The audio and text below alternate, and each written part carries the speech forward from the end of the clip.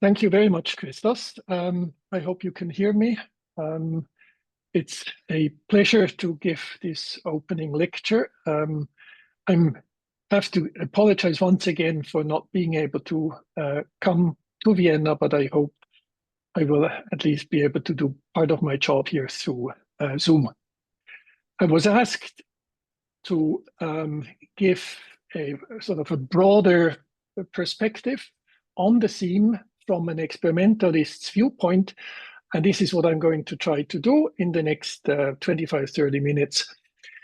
The main theme will basically see how we can characterize, understand, and harness charge effects in soft matter, and I will try to focus both on the kind of experimental observations we can make and are making, but also try to point out where, as experimentalists, we desperately need additional future input from the theory and simulation side. In the systems that I will cover, these are two systems that we have been working quite a lot in the last 10, 15 years maybe.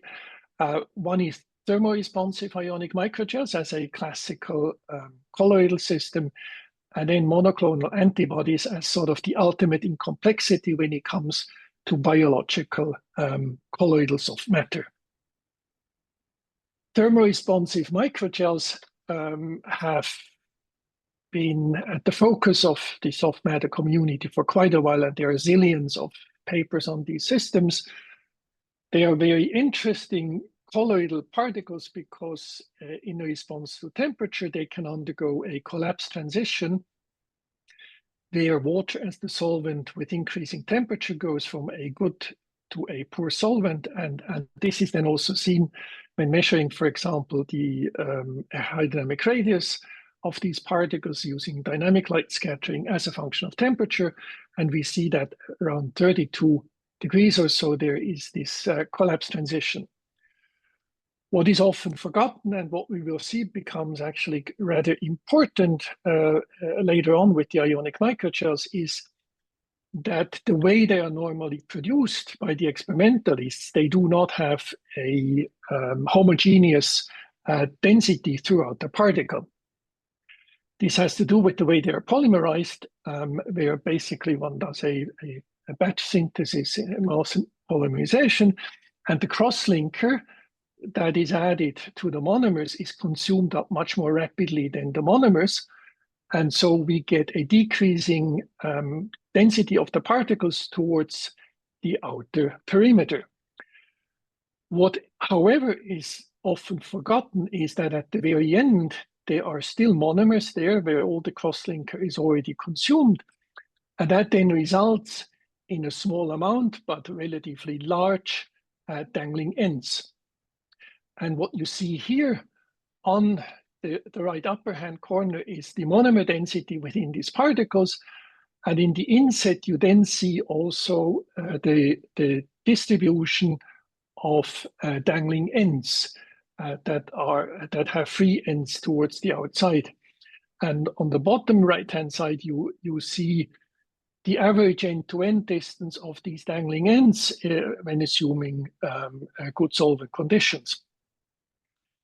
Now, what makes them very interesting, in particular also in comparison with theory and simulations, is that we can, for example, fluorescently label these particles and then directly observe them in a confocal microscope, which means we can directly determine important quantities like, for example, the pair correlation function that have the direct analogon to what can be done on computer simulations, for example. And so we have a direct means of comparing simulation or theory predictions with the experimental observations. Now, we can also create these microgels by copolymerizing ionizable monomers, such as, for example, acrylic acid. And the resulting strongly charged ionic microgel then have a very interesting interaction potential, a pair potential. At the distances beyond center-center distances beyond the diameter of the particle, they're basically behaving like normal charged colloids. So the interaction potential, the charge contribution is given by a screen-Coulomb or Yukawa potential. And the only difference to the classical hard sphere charged colloids is the prefactor that is different. However, because of the outer shell of weakly cross-linked monomers, these particles can also partly interpenetrate. And so there have also been, the interaction potential has then also been derived for particles that partly interpenetrate. And there is in particular work by Alan Denton, but also Christos, Likos and others describing this interaction potential. And there are also comparisons with the directly measured correlation functions in these systems. We wanted to look a bit more carefully at, again, at this interaction potential. And so we made a series of different particles with different cross-link density, ionic microgels. And you see here there is a series of 4 different cross-link densities in where the particles with the low cross-link density are very soft, whereas the particles with high cross-link density are hard. And this cross-link density also has a significant effect on the dangling ends that we expect, with the particles with the low cross-link density of having the longest dangling ends and most dangling ends, and the particles with the highest cross-link density have much shorter dangling ends.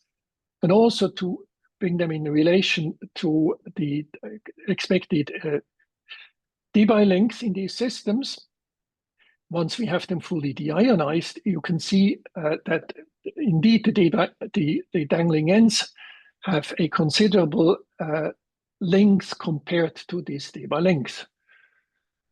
You also see the effect of deionizing on the diffusion coefficient or dynamic radius of these particles, where the dynamic radius increases dramatically, in particular for the low cross-link density particles when fully deionized.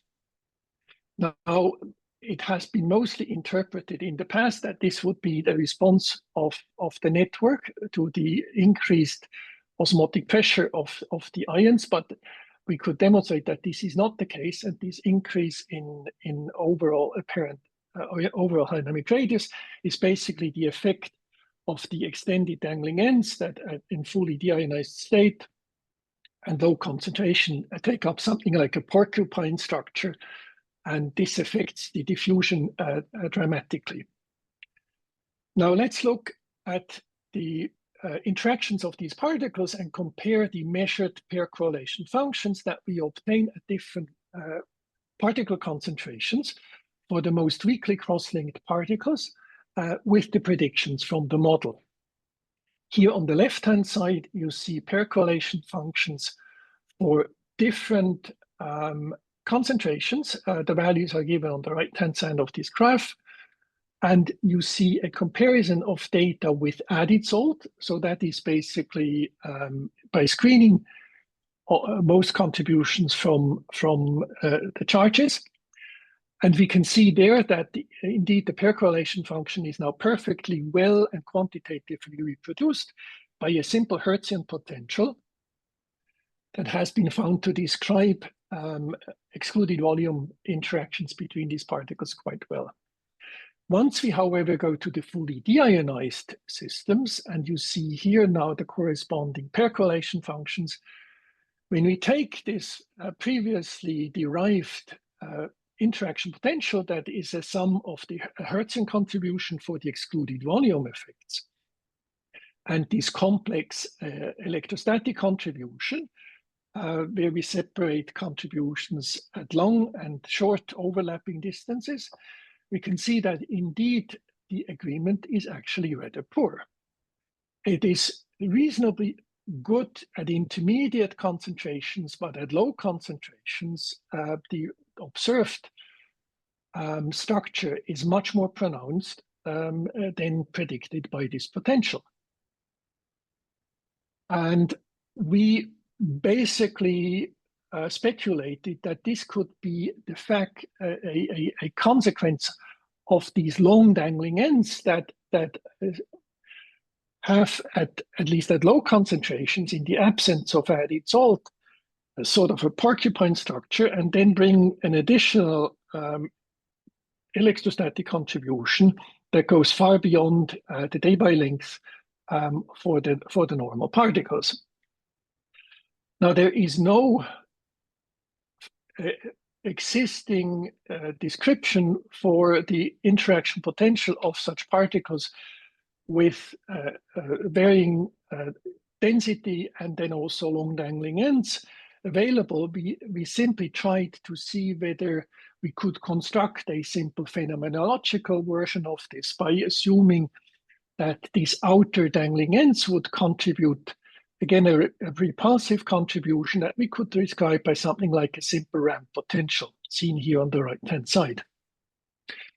When we do this, and again, there is basically no theoretical basis for this, and this is just a phenomenological approach, indeed, the percolation functions are now almost quantitatively produced at all concentrations. And in order to achieve this, we also had to decrease then the width of this ramp potential, but leaving the strength of the ramp potential constant, thereby assuming again that these dangling ends would start to collapse at increased concentrations. So there is obviously, even for these systems that have been studied for decades really, and where one has worked with these theoretical expressions for the effective pair potential for quite some time, there is obviously need for improved models that would also consider these dangling ends and that would then be capable of reproducing structural order found in these systems. Now, despite the fact that we still don't really fully understand their interaction potential, there are also lots of interesting experimental work that we can do with them. There have, for example, been quite some studies on binary colloidal particles with soft attractions. And there has been lots of theoretical work and simulations that would then describe the possible crystal orders that such binary systems could form, depending upon the size ratios of these particles and the strength of the attraction. This is indeed something that we can do with these ionic microgels. We can take different ionic microgels, for example, 2 different monomers, for example, and also different charge monomers co-polymerized, where one of the particles has a positive, the other one a negative net charge, and where also the transition temperature is different for both particles. We can then put them in a system like the one shown up here, initially start at a higher ionic strength, such and then start to play with the ionic strengths by exchanging the ions to a semi-permeable dialysis membrane, and thereby then going, for example, from increased to decreased ionic strengths. And at high ionic strength, these particles basically experience their repulsive excluded volume potential, so they form simple binary crystals. If we have the same sizes, they are basically of FCC type. When you start to decrease the ionic strength, they start to feel their opposite charges. You get a screen-Coulomb type attraction between this, in addition with a relatively short Debye length. And so we then melt this FCC crystal. If we then continue to decrease the ionic strength, we'll now see a dramatic change in the crystal structure when we go again to a liquid-solid transition. And at even lower ionic strength, the system actually forms an arrested gel. And we can study these structures. We see that, for example, in this particular system, with the particular size ratio that we have chosen here, we get something like a gold copper crystal structure. But now we can also play with the temperature. And if one of these systems has a lower transition temperature than the other, we will start to play not only with the interaction potential, but also with the size ratio. And then we can sort of investigating the various crystal structures that can form in these systems. We can also start to harness charge effects together with shape effects by, for example, taking polystyrene particles with different shapes like spheres and caps, or dimple-shaped particles, coat them with microgels, oppositely charged microgels, and then again we have something like the analog of a lock and key system where the attraction comes from the opposite charges, and we can now tune both the specificity as well as the selectivity by varying both the ionic strength and the temperature. And we see the effects on the right-hand side. This then leads to the reversible formation of colloidal molecules, where we can reconfigure the molecules by playing with the selectivity through the variation of the curvature with the temperature. So there are lots of possibilities that are offered now by these ionic microgels, both to study fundamental effects as well as applications. With that, I would like to go for the rest of the talk to another system that we have worked a lot on recently, and these are monoclonal antibodies. Antibodies are relatively large proteins with a Y shape. They typically have a molecular weight of about 150,000. That means about 1,400 amino acids. And they normally carry around 250 positive and negative charges, with resulting net charges that very much depend on the pH and on the specific antibody. I have shown here examples of two antibodies, both so-called IgG1 type antibodies. They have very similar size, very similar diffusion coefficient or high dynamic radius and radius of gyration, and they slightly vary in the net charge. They have about the same total number of charge, but their net charge is different. One is at this chosen pH of 6 and the low ionic strength, supposed to have a net charge of about plus 30, and the other one of plus 24. When you just look at them, they look reasonably similar, but you get some better idea when you now also calculate the electrostatic isopotential surfaces. In other words, the electrostatic potential that is seen by a probe charge that approaches the antibody. And I have here two animations with these isopotential surfaces. Blue is the plus 1 kT potential surface, and red is the minus 1 kT surface. And you see that the left antibody has a much more homogeneous positive charge distribution and only small negative patches, whereas the other antibody has much larger patches that are partly also not covered with charged amino acids. What are the effects of these? Well, first of all, when we study these antibodies, we have to realize that now the antibody is much, much smaller than, for example, the particles, the microgels. And so we can no longer directly study, for example, pair correlation functions, but we have to rely on other techniques, mostly scattering techniques, with the added difficulties that, for example, we can no longer determine, say, a center of mass structure factor, but now measure a so-called effective or measured structure factor that also sees the contribution from the orientationally dependent amplitudes of these particles. So size and shape are sort of convoluted with the center of mass structure factor. What are key properties now that we can look at? Well, let's first look at the osmotic compressibility, or the limit of the structure factor at Q equals 0. You see now the data for the two different antibodies. The red symbols are for the antibody 1 with the relatively homogeneous positive charge distribution, and the black dots are for the antibody 2 with the much more patchy surface. And you see now that both of them behave like effectively repulsive particles, but the antibody 1 is much more repulsive than antibody 2, also in view of the only small differences in the charge. Much more dramatic is the effect that the explicit structure has when we look at the syrarchy or relative viscosity for the two antibodies at two ionic strengths. The lower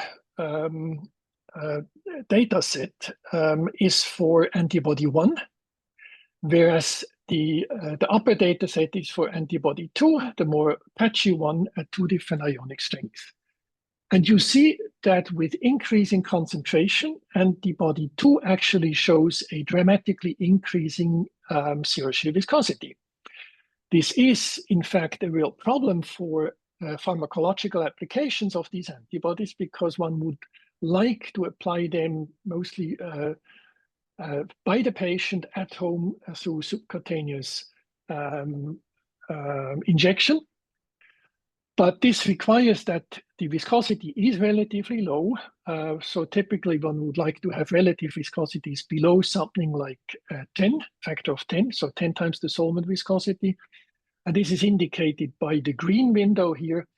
And you see that whereas antibody 1 could be formulated to the required high concentrations of above 100 mg per ml and maintain a low syrarchy viscosity, antibody 2 is completely unsuitable for such subcutaneous applications. Now, how can we try to understand these effects? Well, it's obviously sort of out of question to look at properties of concentrated antibody solutions by doing atomistic simulation. So we have to do some sort of coarse graining where we increase it, so where we use speed models that either retain the Y shape or grow completely to spherical coarse-grained models.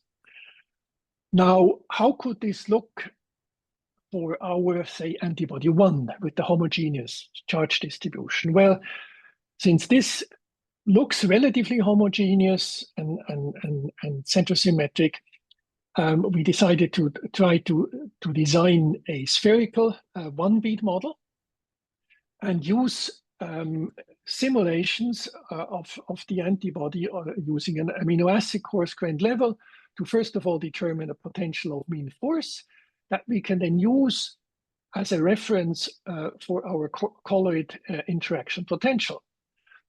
Now, what we see here is that the pure excluded volume potential of mean force from this Y-shaped structure is relatively soft. So we use accordingly a relatively soft excluded volume type potential. We then use a screen Coulomb potential that we base on the analogy of a 3-arm star polymer and not of a hard sphere, charged hard sphere case, because of the charge distribution that we also find in the antibody. And we also need to take into account from residual attractions due to hydrophobic and van der Waals attraction between the amino acids. Using this model, we can fully reproduce the simulated potential mean force from this amino acid coarse-grained structure, both for low and high ionic strengths. And the model is indeed capable of reproducing key quantities such as the osmotic compressibility for both ionic strengths, as well as the diffusion coefficient or apparent high dynamic radius, again for both ionic strengths. So things seem to be fine. The problem is that we still have a number of issues in trying to relate molecular structure with measurable quantities. One of them is, for example, the net charge. We can determine the net charge using constant pH simulations based on the molecular structure, and that gives us something like a net charge for this particular antibody, antibody 1, of say plus 31 at pH 6. The typical way that people in biochemistry labs and pharmaceutical industry try to determine the net charge of antibodies as a key parameter to describe colloidal stability and so forth is by doing electrophoretic mobility measurements and then use simple colloid models to determine the net charge. The thing here is that this completely fails, both due to the heterogeneous charge distribution and the anisotropic shape. And you see, for example, a comparison between the calculated net charge and the measured effective charge from electrophoretic mobility measurements and using the simple Debye-Henry type approach to calculate net charge from mobility. We can also use colloid models by measuring experimental structure factors using, say, small angle X-ray scattering, and then use different bead models, and we can reproduce the measured structure factors, but the effective charges will, of course, very much depend on the coarse graining level. And you see that it's only once we go to the amino acid level coarse graining structure that we basically approach an effective charge that now mimics the net charge that we get in these constant pH simulations. Another problem that we face as experimentalists is that we cannot just change only the ionic strength in many of these antibody systems without changing anything else. And you see here again, effective charge is measured by electrophoretic mobility measurements as a function of ionic strengths by adding, for example, sodium chloride to the buffer.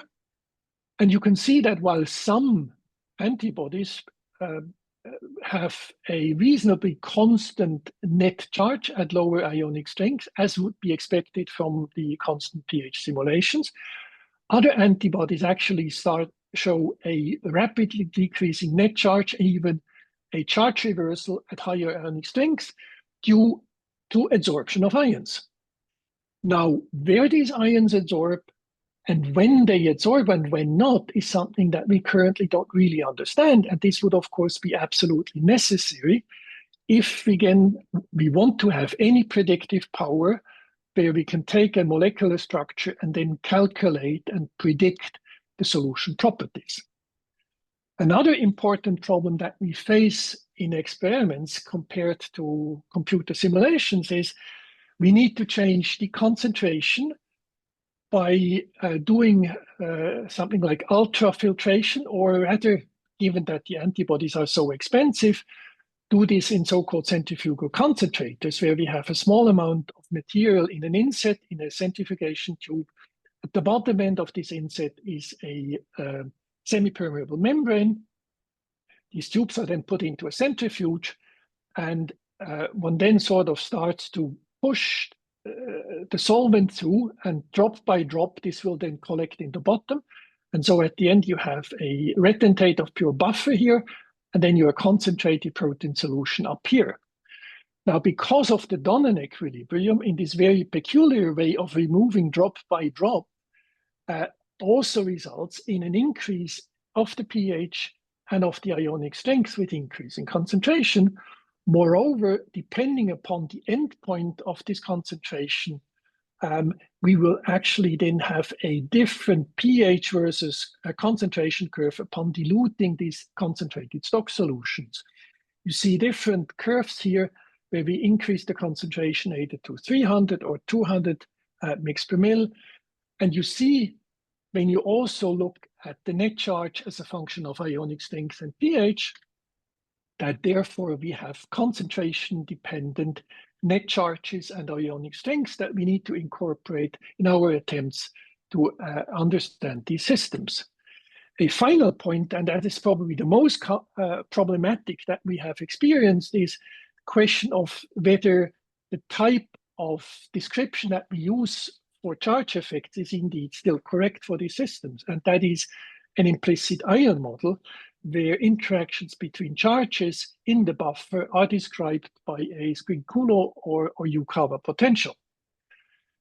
We take again a amino acid coarse grain level as a sort of the reference system, and then simulate structure factors at higher concentrations. And you see the agreement between the measured experimental data points and the simulated structure factors are quantitative.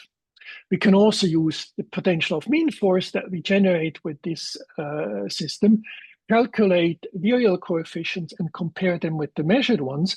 And again, for MAB1 with the homogeneous charge distribution, agreement is perfect. When we, however, go to MAB2, almost the same net charge, but a much more heterogeneous distribution, we see that the Yukawa model now fails completely. It looks much too repulsive at low concentrations. The same for the virial coefficient. And we have to go to a primitive model with explicit ions in order to correctly reproduce the structure factor. We also realized that if we want to, at the end, reproduce viscosities, again, we need to incorporate patchiness and explicit ions in order to, for example, get the zero shear viscosity from calculating stress autocorrelation functions in these simulations. So this leaves me with conclusions and outlook, where I hope I've been able to convey to you that, for example, when we go for ionic microgels, they are indeed truly interesting responsive systems. But despite all the work done, I think we still don't properly understand their effective interactions. Same for antibodies that are strongly influenced by charge effects under conditions that are relevant for pharmaceutical applications. But there are key properties that need further theoretical input, such as what is the correct electrophoretic mobility for an anisotropic antibody with heterogeneous charge distribution? How can we understand ion adsorption and the effects that this has on the net charge? And how do we properly model the dominant equilibrium in these systems and under these conditions? And finally, I think we clearly need to further investigate the limits of the application of implicit solvent and salt models, particularly when we aim at understanding viscosities.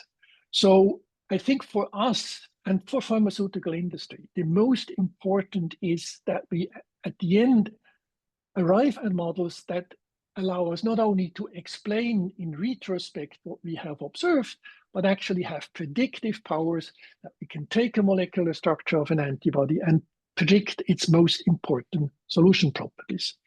With that, the only thing left is to thank the collaborators who have contributed to the data that I have shown, and thank you for your attention.